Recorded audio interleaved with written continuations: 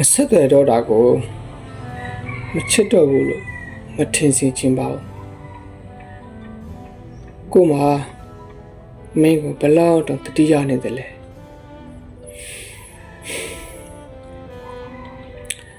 အမတ်တရားတွေကိုအမတ်တမဲ့ပြန်မြင်ရအောင်လက်တိုင်ကိုမမင်းကိုဆက်သွယ်ချင်တာမှယူမတတ်ပါပဲအဲ့ဒီလိုဆက်သွယ်မိလို့အဲ့ဒီလိုပြန်ပတ်သက်မိလို့ဒီလိုနာကျင်မှုမျိုး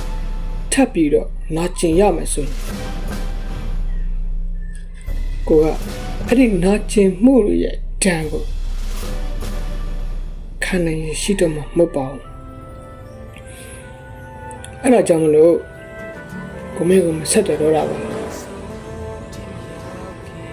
မချစ်တော့ဘူးဆိုတာတော့လုံးဝမဟုတ်ပါဘူးဒီကတည်းကခုမဖမ်းတဲ့မထားသမျှရှာရနောက်ချကုန်ပြီးပြမျောနေပြီပြန်လာခြင်း